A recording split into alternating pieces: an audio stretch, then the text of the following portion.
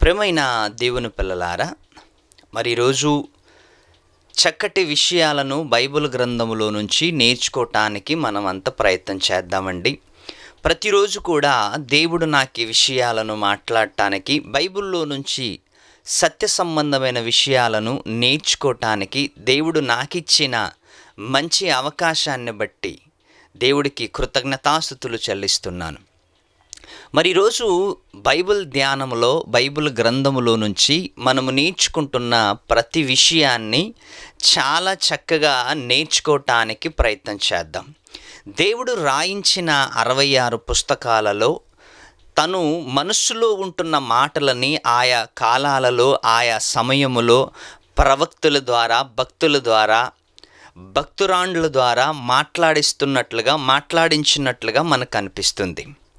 మరి వారి జీవితంలో ఎన్నో విధాలుగా కష్టాలు అనుభవించి, ఇబ్బందులకు గురయ్యి, కష్టాలకు లోనయ్యి, అన్ని విధాలుగా అన్ని శ్రమలు వచ్చినప్పటికీ మరి దేవుని వాక్యాన్ని వాళ్ళు నిర్లక్ష్యం చేయకుండా, దేవుని వాక్యాన్ని వారు త్రోసివేయకుండా చక్కగా దేవుని వాక్యాన్ని వాళ్ళు బోధించినట్లుగా, వ్రాసినట్లుగా, దేవుని ఉద్దేశాలను సమాజానికి తెలియపరిచినట్లుగా మనకు అనిపిస్తుంది.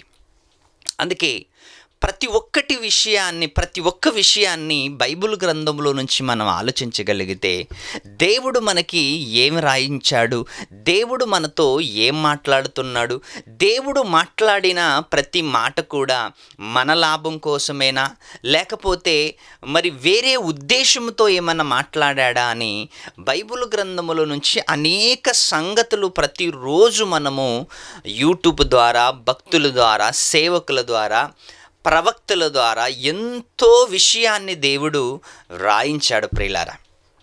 అందుకే ఈరోజు మనం నేర్చుకుంటున్న ఒక అంశాన్ని గురించి మనం ఆలోచిస్తే, ఒక సందర్భాన్ని గురించి బైబిల్లో మనం ఆలోచిస్తే, యేసుక్రీస్తు వారు పరిచర్య చేసిన కాలంలో, యేసుక్రీస్తు వారు భూమి మీద బ్రతుకున్న కాలంలో, ఆ రోజు యేసుక్రీస్తు వారు వాక్యాన్ని బోధించటానికి ప్రారంభిస్తూ, అనేక రోజులు వాక్యాన్ని బోధిస్తూ, అనేక నెలలు వాక్యాన్ని బోధిస్తూ, ఆ రోజు తాను బ్రతుకున్న కాలంలో అనేక మందికి సత్యాన్ని తెలియచేయటానికి ఎక్కువగా ప్రయత్నం చేశాడు యేసుక్రీస్తు వారు. సత్యాన్ని తెలియచేయటానికి ఎక్కువగా ప్రయత్నం చేశాడు. మరి అలా సత్యాన్ని తెలియచేయటానికి ప్రయత్నం చేసిన యేసు జీవితంలో ఎన్నో సందర్భాలు, ఎన్నో సమస్యలు, ఎన్నో కష్టాలు, ఎన్నో ఇబ్బందులు ఎదుర్కొన్నట్లుగా మనకు అనిపిస్తుంది. అందుకే పాత నిబంధన గ్రంథములో ఎక్కువగా దేవుడు మరి ప్రాధాన్యత కొన్ని స్థలాలకి, కొన్ని కట్టడాలకి, కొన్ని మరి వస్తువులకి ప్రాధాన్యత ఇచ్చినట్లుగా మనకు అనిపిస్తుంది.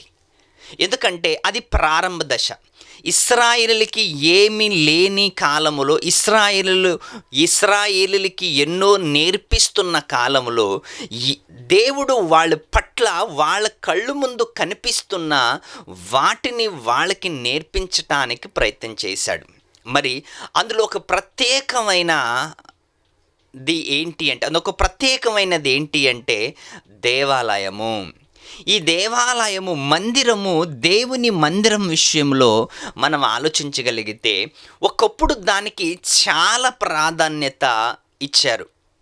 ఇశ్రాయేలీలు మరి యూదులు చాలా ప్రాధాన్యత మందిరానికి ఇచ్చారు. ఆ మందిరానికి ఇచ్చారు కాబట్టి మరి సొలొమోను గారు కట్టాలనుకున్న మందిరాన్ని, సొలొమోను గారు కట్టాలని అనుకున్న మరి దావీదు గారు కట్టాలనుకున్న మందిరాన్ని సొలొమోను గారు పూర్తి చేశారు, సొలొమోను గారు కట్టారు. ఇంచుమించు 20 సంవత్సరాలు మరి మందిరాన్ని మరి కట్టినట్లుగా మనకి కనిపిస్తుంది. ఇంచుమించు 20 సంవత్సరాలు మరి పట్టణాన్ని, మందిరాన్ని రెండిటిని కట్టినట్లుగా మనకి బైబిల్లో అక్కడక్కడ మనకి కనిపిస్తున్నాయి. మరి పాత నిబంధన గ్రంథములో ఎక్కువగా దేవుడు మందిరానికి ప్రాధాన్యత ఇస్తే, మరి కొత్త నిబంధనలో మందిరము కాకుండా ఎక్కువగా మనమే దేవుని మందిరము, మనమే దేవుని ఆలయము అనే మాటలు మనకు కనిపిస్తున్నాయి. మరి పాత నిబంధనలో దేవుడు కట్టడాలకి విలువనిచ్చాడు, మరి కొత్త నిబంధనలో దేవుడు మనిషికే విలువనిచ్చాడు. ఎందుకు అంటే, ఒక దశ కొన్ని చూపించటానికి, రెండవ దశ కొన్ని నేర్పించటానికి. మరి రెండవ దశలో మనమే దేవుని ఆలయము, మనమే దేవుని మందిరము అన్నట్లుగా యేసు బోధలో మనకు కనిపిస్తుంది, యేసు మాటలో, అపోస్తుల బోధలో కూడా కనిపిస్తుంది. మరి యేసు కాలము నాటికి పాత నిబంధనలో ఉన్న మందిరం, సొలొమోను గారు కట్టిన మందిరాన్ని బబులోను మహారాజు నెబుకద్నెజరు వచ్చి అంత ధ్వంసం చేశాడు, అంత పడగొట్టాడు. ప్రాకారాన్ని, మందిరములో ఉంటున్న వస్తువులన్నిటినీ పడగొట్టి కొన్ని ఎత్తుకొని వెళ్ళిపోయాడు, కొన్ని అక్కడే వదిలేసి వెళ్ళిపోయాడు. మరి బబులోను చెరలో నుంచి మళ్ళీ బయటకు వచ్చిన తర్వాత మళ్ళీ మందిరాన్ని కట్టడానికి ప్రారంభించారు. మందిరాన్ని కట్టారు. ఆ మందిరము కట్టుతున్నప్పుడు ఎన్నో సమస్యలు ఎదుర్కొన్నారు వాళ్ళు. మందిరాన్ని కట్టుతున్నప్పుడు ఎన్నో సమస్యలు ఎదుర్కొన్నారు. సొలొమోను గారు మందిరాన్ని కట్టుతున్నప్పుడు, ఆలయాన్ని కట్టుతున్నప్పుడు సమస్యలు ఎదుర్కొన్నాడా లేదా అని మనకు బైబిల్లో క్లియర్గా లేదు. కానీ రెండవ మందిరాన్ని కడుతున్నప్పుడు, చెరలో నుంచి బయటికి వచ్చిన తర్వాత మందిరాన్ని కడుతున్నప్పుడు చాలా సమస్యలు ఎదుర్కొన్నారు. ఎలాగోలాగో మందిరం పూర్తయింది. మరి ప్రాకారం కట్టడానికి కూడా ఎంతోమంది భక్తులు మరి సమస్య ఎదుర్కొన్నట్లుగా మనకు బైబిల్లో ఎజ్రా గ్రంథం, నెహెమియా గ్రంథంలో మనకు కనిపిస్తుంది. ఇంకపోతే ప్రియులారా, మరి ఆ మందిరం కట్టిన తర్వాత ఆ కాలపు మందిరము రోజు రోజుకి మరి విస్తరిస్తున్నప్పుడు యేసుక్రీస్తు కాలము వరకు మందిరము ఉంది అన్నట్లుగా మనకు కనిపిస్తుంది. యేసుక్రీస్తు వారు ఒకరోజు తాను పరిచర్య చేస్తున్న కాలంలో ఒకరోజు మందిరములోకి వెళ్ళాడు, ఆలయములోకి వెళ్ళాడు. ఏమండి, అందరూ యూదులు, ఇశ్రాయేలీలు అందరూ కూడా దేవుణ్ణి ఆరాధించటానికి, దేవుణ్ణి స్మరించటానికి, దేవునికి నైవేద్యములు, బలులు, అర్పణలు అర్పించటానికి ప్రతి వారు కూడా వారానికి, నెలకి, సంవత్సరానికి మందిరానికి వెళ్ళేవాళ్ళు. మరి మందిరానికి వెళుతున్నప్పుడు యేసుక్రీస్తు వారు కూడా ఒకరోజు మందిరంలోకి వెళ్ళాడు, ఆలయములోకి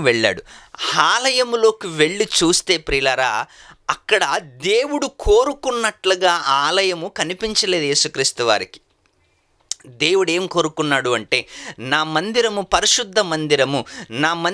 పరిశుద్ధ ఆలయము, అందులో నేను ఉంటాను, నన్ను పూజిస్తున్నారు, నన్ను ఆరాధిస్తున్నారని దేవుడు ఇశ్రాయేలుకి ఎన్నో మాటలు నేర్పుతుంటే, యేసుక్రీస్తు కాలానికి ఆలయము కాస్త ఏ ఆలయంగా మారిపోయిందంటే వ్యాపారపు ఆలయముగా మారిపోయింది. దేవుని ఆలయము వ్యాపారపు ఆలయముగా మారిపోయింది. ఒకరోజు యేసుక్రీస్తు వారు ఆ ఆలయంలోకి వెళ్ళాడు. ఆ ఆలయంలోకి వెళ్ళిన యేసుక్రీస్తు వారికి ఏం కనిపించిందో ఒకసారి మత్తయి రాసిన సువార్త 21వ అధ్యాయము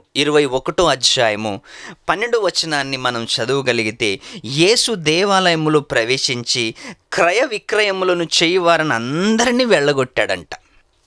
క్రయ విక్రయము చెయ్యవారిని అందరినీ వెళ్ళగొట్టాడు. అంటే ఆలయములో ఆరాధన జరగాలి, కానీ క్రయ విక్రయములు జరుగుతున్నాయి. చూసారా, ఆలయానికి ఆ రోజు ఇచ్చిన ప్రాధాన్యత ఎంత దిగజారిపోయిందో ఒకసారి ఆలోచించండి. ఆ రోజు ఆలయానికి ప్రత్యేకతనివ్వవలసింది పోయి, ఆలయంలో ఆరాధన జరగవలసింది పోయి, ఆలయములో దేవుణ్ణి పూజించాలి, దేవుణ్ణి ఆరాధించవలసింది పోయి, ఆలయములో ఏం జరుగుతుందంటే క్రయ విక్రయములు చేయవారిని అందరినీ వెళ్ళగొట్టాడంట. యేసుక్రీస్తు వారు ఆలయములోకి వెళ్ళగానే యేసుక్రీస్తుకి విపరీతమైన కోపం వచ్చింది. ఎందుకు అంటే ఆలయం అనగానే పాత నిబంధనలో దేవుణ్ణి ఆరాధించే ఆలయముగా పరిగణలోకి ఉంది. ఆరాధన చేయటానికి అందరూ ఆలయానికి వచ్చేవాళ్ళు. అలాంటి ఆలయములో ఏం జరుగుతుందంట? వ్యాపారం జరుగుతుంది, దుర్వ్యాపారం జరుగుతుంది, ఇచ్చిపుచ్చుకోటాలు జరుగుతున్నాయి, ఏమంటే లాభ నష్టాలు జరుగుతున్నాయి. ఆలయములో, బయట కాదు. బయట జరుగుతుంటే యేసుక్రీస్తు ఏమనేవాడు కాదు. బయట జరగవలసిన వ్యాపారము, బయట జరగవలసిన సంత, బయట జరగవలసిన దుర్వ్యాపారము కాస్త ఆలయములోకి ప్రవేశించింది. మరి ఇది యేసుక్రీస్తు వారు చూడగానే చాలా బాధేసింది. ఆయనకి బాధేసి ఏం చేశాడంటే, క్రయ విక్రయములు చేయవారిని అందరినీ వెళ్ళగొట్టి మార్చుకుంటున్న వారిని చూసి, నా మందిరము ప్రార్థన మందిరం అనబడును. రూకలు మార్చుకుంటున్న వారిని చూసి, రూకలు మార్చుకుంటున్న వారు ఎవరు తెలుసా? క్రయ విక్రయములు చేసేవాళ్ళు ఎవరు తెలుసా? రూకలు ఎవరు మార్చుకుంటారంటే ప్రియులరా, మన దేశము నుంచి విదేశాలకి వెళుతున్నప్పుడు మన దేశపు కరెన్సీ ఎయిర్పోర్ట్లో కానీ బ్యాంకులో కానీ మార్చుకొని విదేశాలలోకి వెళతారు. విదేశాల నుంచి వచ్చిన వాళ్ళకు కూడా ఇండియాలో వాళ్ళ మనీ చెల్లాలి అంటే అక్కడ డబ్బుల్ని బ్యాంకులో మార్చుకొని ఇండియాలో వాడుకుంటున్నారు. మరి ఆ రోజు రూకలు మార్చుకుంటున్నారంట. అప్పుడు యేసుక్రీస్తు వారు ఏమంటున్నారంటే, నా మందిరము ప్రార్థన మందిరమనబడును అని వ్రాయబడి ఉన్నది.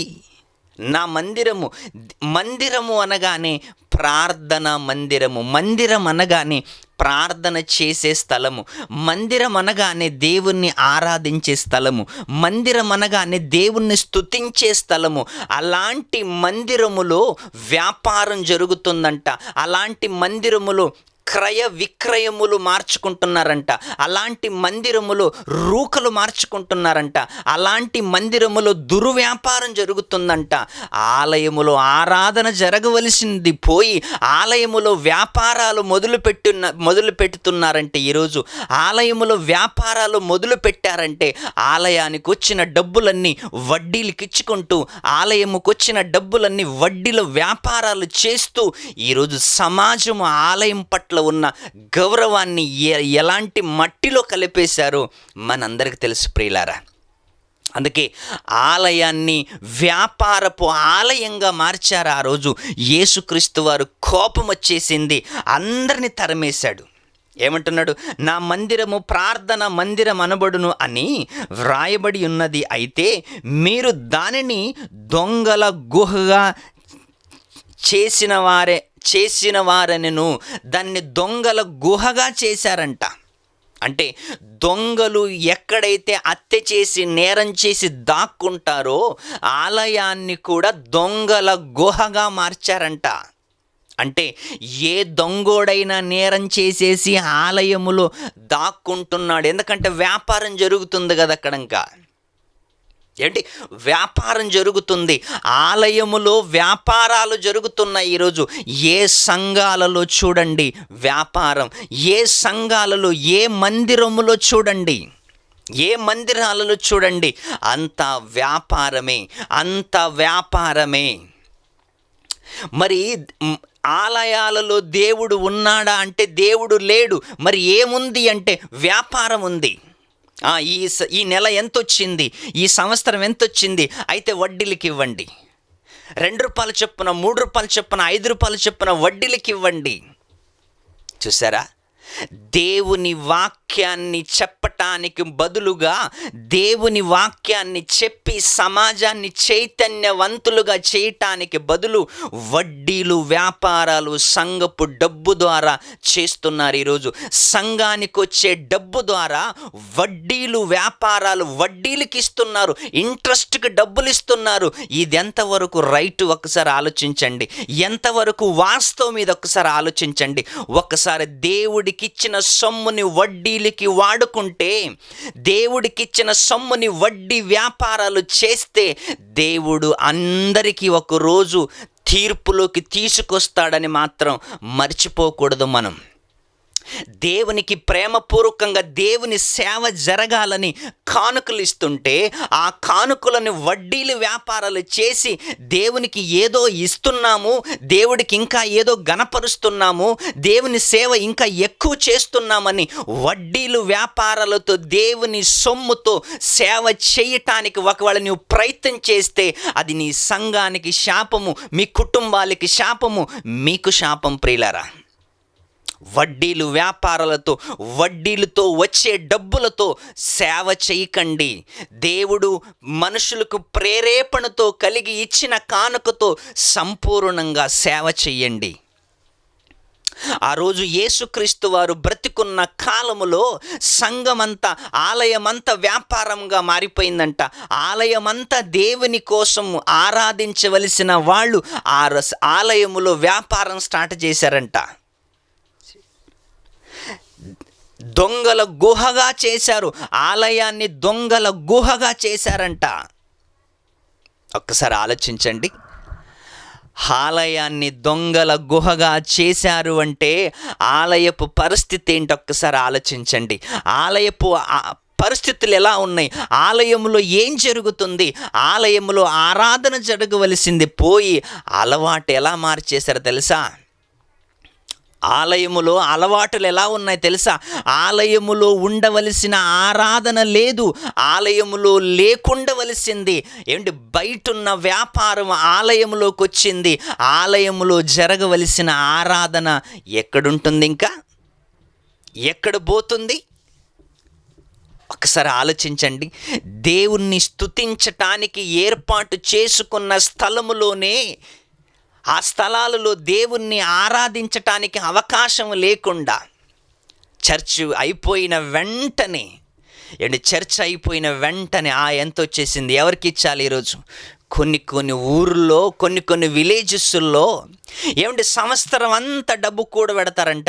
సంవత్సరం అంతా డబ్బు కూడబెట్టిన తర్వాత ఆ డబ్బుని ఒక్కొక్కడికి వడ్డీలకి ఇస్తున్నారంట, ఇంట్రెస్ట్కి ఇస్తున్నారంట. ఇది అన్యాయం ప్రియులారా. దేవుని సొమ్ముని ఎప్పుడు వడ్డీల కోసము ఇచ్చారనుకోండి, ఆ సంఘములో ఆత్మీయత ఉండదు, ఆ సంఘములో ఆధ్యాత్మికమైన జీవితాలుండవు. ఎప్పుడు ఆ సంఘములో గొడవలే ఉంటాయి, ఎప్పుడు ఆ సంఘములో గొడవలే ఉంటాయి. ఎందుకంటే ఆధ్యాత్మికమైన జీవితం ఉండవలసింది పోయి వచ్చే సొమ్ముతో వడ్డీలు వ్యాపారాలు చేసుకొని మేమేదో దేవుని కార్యక్రమాలు చేస్తున్నామని అపవాది ముసుగులో ఒకవేళ చలామణి అవుతున్నారు అంటే సంఘ పెద్దలందరికీ వాక్యము హెచ్చరిస్తుంది ఏంటో తెలుసా? దేవుని కోసము ఇస్తున్న ధనాన్ని రోజు దేవుని సేవలో వాడాలి, రోజు దేవుని సేవలో వాడాలి, మీటింగుల కోసం వాడాలి, సువార్త కోసం వాడాలి. కూడబెడుతున్నారేంటి? సంఘ అవసరాల కోసం వాడాలి. వడ్డీలకి ఇస్తున్నారేంటి?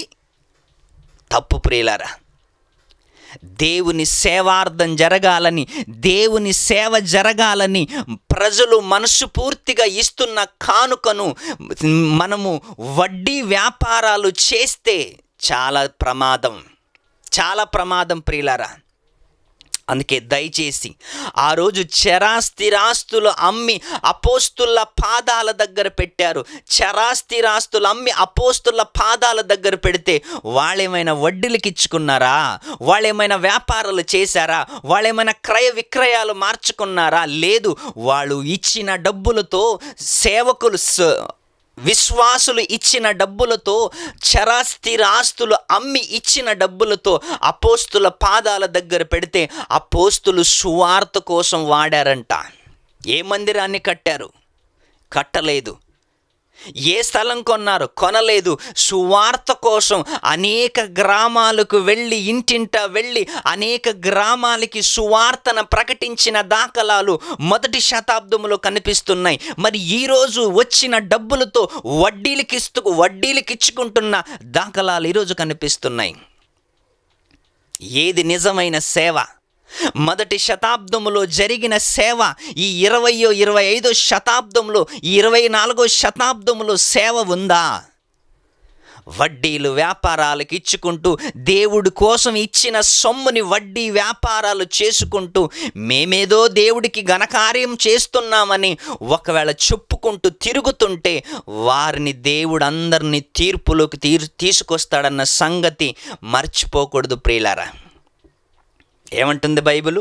నా మందిరము ప్రార్థనా మందిరం అనబడును అని వ్రాయబడి ఉన్నదైతే మీరు దానిని దొంగల గుహగా చేశారు. యేసుక్రీస్తు వారుంటున్న కాలములో మందిరాన్ని దొంగల గుహగా చేశారు. ఈ రోజున్న మందిరాన్ని వడ్డీ వ్యాపారానికి చేశారు. క్రయ విక్రయాలకు మార్చుకుంటున్నారు, రూకులు మార్చుకుంటున్నారు. ఆరాధన జరగవలసిన సంఘములో వడ్డీ వ్యాపారాలు జరుగుతున్నాయి. ఏమంటే మార్కెట్ అయిపోయింది. సంఘం అంటే మార్కెట్ అయిపోయింది ఈరోజు. ఒక్కసారి ఆలోచించండి. దేవుని భయం ఉందా? దేవుడి గురించిన ఆలోచన ఉందా? దేవుడి గురించిన ఏమైనా మాటలు చెప్తున్నామా? దేవుని కార్యక్రమాలు చేస్తున్నామా? గొప్పలు చెప్పుకుంటున్నాం. మా సంఘంలో ఇన్ని లక్షలు ఉన్నాయండి. ఆహా, అయితే నీవేం సేవ చేయలేదని అర్థం. మా సంఘములో ఇన్ని లక్షలు ఉన్నాయండి, మా సంఘములో ఇన్ని డబ్బులు ఉన్నాయండి, మా సంఘములో ఇన్ని లక్షలు కూడబెట్టామండి అంటే అర్థం ఏంటి తెలుసా? నీవు కూడబెట్టడం నేర్చుకున్నావు, కానీ దేవుని కోసం ఖర్చు పెట్టడం నేర్చుకోలేదు. వచ్చిన సొమ్మంతా కూడబెట్టుతున్నావు కానీ సేవ చేయటం లేదని అర్థం. వచ్చిన సొమ్ముతో దేవుని సేవ చెయ్యాలి, కానీ కూడబెట్టి ఏం సాధిస్తావయ్యా? కూడబెట్టి ఏం సాధిస్తావు? ఎవరికి సువార్త చెప్తావు? బ్యాంకులో ఉంటే సువార్త జరుగుతుందా? బ్యాంకులో ఉంటే దేవుని సేవ జరుగుతుందా? ప్రజలు ఇస్తున్నది సేవ చేయటానికి, బ్యాంకులో దాచటానికి కాదు. ఒక్కసారి ఆలోచించండి. యేసుక్రీస్తు వారు బ్రతికున్న కాలములో మందిరాన్ని చూసి ఎంత బాధపడ్డాడో, ఈరోజు మందిరాలలో జరుగుతున్న కార్యక్రమాలు చూస్తేనే అంత బాధేస్తుంది ప్రియులారా, అంత బాధేస్తుంది. బడా సంఘాలు, బడా మందిరాలు అనుకుంటున్నాం. పెద్ద పెద్ద మందిరాలలో పెద్ద పెద్ద బిజినెస్. ఒక్కసారి ఆలోచించండి. లక్షల బిజినెస్, కోట్ల బిజినెస్. ఈ బిజినెస్ల ద్వారా దేవుని కార్యక్రమాలు ఏమైనా జరుగుతున్నాయంటే ఏమీ జరగటం లేదు ప్రియులారా. ఈ బిజినెస్ల ద్వారా, ఈ సంఘాలు చేస్తున్న బిజినెస్ల ద్వారా సేవలు ఏమన్నా జరుగుతున్నాయంటే ఏమీ లేదు ప్రియులారా. అందుకు ఒక్కసారి ఆలోచించండి. యేసుక్రీస్తు వారు మందిరంలోకి వెళ్ళి చూడగానే యేసుక్రీస్తు వారికి బాధ కలిగి అందరినీ అక్కడి నుంచి వెళ్ళగొట్టాడంట. క్రయ విక్రయములు చేసుకునే వారిని, రూకలు మార్చుకునే వారిని అందరినీ వెళ్ళగొట్టాడంట. ఈరోజు మన సంఘములో ఏం జరుగుతుంది?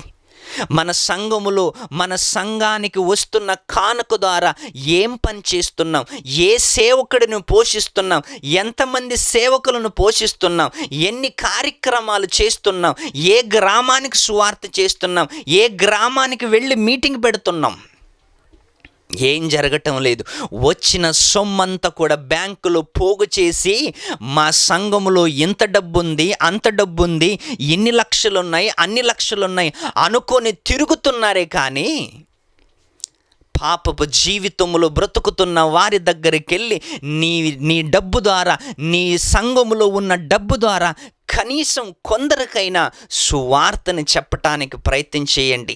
కనీసం కొందరికైనా దేవుని మాటలు చెప్పటానికి ప్రయత్నం చేయండి ప్రియులారా. నువ్వు ఎన్ని లక్షలు కూడబెట్టినా చచ్చిపోయిన తర్వాత మన వెంట ఏ డబ్బు రాదు. కానీ అదే డబ్బుతో దేవుని సేవ చేస్తే, అదే డబ్బుతో సువార్తను ప్రకటిస్తే కొన్ని ఆత్మలైనా మారతాయని నేను గుర్తు చేస్తూ ఈ సమయాన్ని ముగిస్తూ సెలవు తీసుకుంటాను. అందరికీ వందనాలు. సెలవు.